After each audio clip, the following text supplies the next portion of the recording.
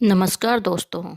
मैं आज आपको फागुन चौथ माता की कहानी सुनाने जा रही हूँ। फागुन चौथ माता की कहानी। एक गांव में एक बूढ़ी माता और उसका बेटा रहता था। बेटा गांव की गायें चरा कर के घर का खर्चा चलाता था। उसकी माँ चौथ माता का व्रत करती थी। वह चौथ को चूरमे के 5 लड्डू बनाती थी।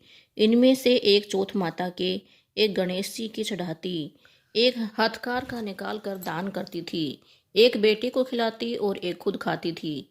एक बार अड़ोस पड़ोस वालों ने बेटे को भड़का दिया कि तेरी माँ चूरमा के लड्डू बनाकर खाती है और तुझे केवल एक लड्डू देती है। लड़का यह सुनकर भड़क गया कि माँ तो चूरमा खाती है और मुझे चौथ का सिर्फ एक लड्डू देती है, बाकी बासी ठंडी रोटियां खिलाती है। उसने माँ से कहा, ठंडी बासी रोटी खाकर मेरे से गाय नहीं चराई जाती, इसलिए तुम चौथ का व्रत करना छोड़ दो। इस पर माँ ने कहा, बेटा मैं तो चौथ का व्रत तेरी सुख शांति के लिए करती हूँ, मैं चौथ माता का व्रत नहीं छोड़ सकती। तो बेटा विदेश जाने लगा। माँ बोली, बेटा यदि तू विदेश ही जा रहा है तो यह चौथ माता की आंखें अपने साथ रख ले। यदि तेरे पर कोई संकट आवे तो चौथ माता का नाम लेकर इन्हें पूर देना, तेरा संकट टल जाएगा। लड़का उन आंखों को लेकर विदेश के लिए चल पड़ा। रास्ते में एक नदी आई। उस पार जाने का कोई साधन नहीं था। उसे माँ की बात याद आई और उसने आंखें निकालकर चौथ माता का नाम लेकर पूर दिए तो चौथ माता की कृपा से नदी का पानी दोनों तरफ बटकर रास्ता निकल गया। आगे उसे एक भयंकर जंगल से गुजरना पड़ा तो वहाँ रास्ता भटक गया। उसने वहाँ भी आंखें पूर कर कहा कि हे चौथ माता, तू सच्ची है तो मुझे रास्ता दिखा। इतना कहते ही उसे रास्ता मिल गया। आगे चलकर वह एक गांव में पहुंचा। उस गांव के राजा के यहाँ रोजाना बर्तनों का एक आहाव पकता था और उस आहाव में एक आदमी की बलि दी जाती थी। वो लड़का एक बुढ़िया के घर पहुंचा। उसने देखा कि बुढ़िया रो रही थी। लड़के ने बुढ़िया से पूछा, तुम्हें क्या हुआ है, क्यों रो रही हो? बुढ़िया बोली, मेरे एक ही बेटा है और कल उसकी राजा बलि चढ़ाएगा। इस पर लड़का बोला, माँ घबरा मत, तेरे बेटे के बदले तू मुझे भेज देना, तू मुझे भर पेट भोजन करा दे। भोजन करके बुढ़िया ने अपने लड़के की जगह उसको सुला दिया। दूसरे दिन राजा का बुलावा आया तो बुढ़िया ने उस लड़के को भेज दिया। राजा के नौकर उसे ले जाकर आहाव में चुनने लगे। वह आंखें पूर कर जल का कलश लेकर बैठ गया और बोला, हे चौथ माता, तू ही मेरा संकट टालना।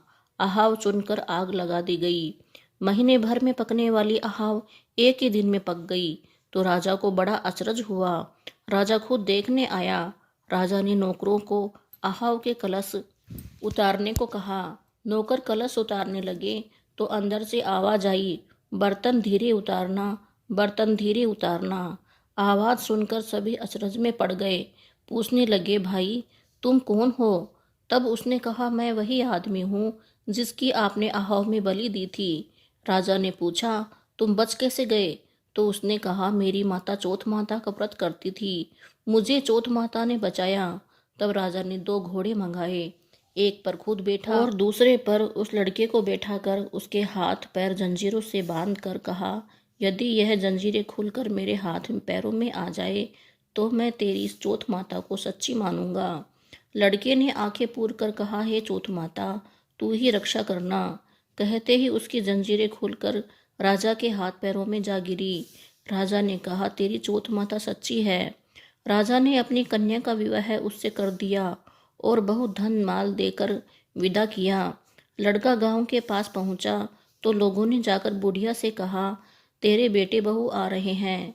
यह सुनकर वह खुशी से नाच उठी। इतने में ही बेटा बहू उसके पैरों में गिर पड़े। बेटे ने कहा, यह सब तेरी चौथ माता के व्रत का फल है। इसके बाद उसने सारे नगर में ढूंढी पिटवा दी कि सभी चौथ माता का व्रत व पूजा करें। हो सके तो 12 महीने की, अन्यथा 4 चौथ जरूर करें। बोलो जय चौथ माता की। चौथ माता की कहानी सुनने के बाद गणेश जी महाराज की कथा सुने। गणेश जी महाराज की कहानी सुनने के लिए डिस्क्रिप्शन में जाएं या फिर चैनल को सब्सक्राइब कर लें, क्योंकि गणेश जी महाराज की कहानी इस कहानी के नीचे दी गई है। वीडियो को लाइक कर लें, चैनल को सब्सक्राइब कर लें और ज़्यादा से ज़्यादा शेयर कर दें।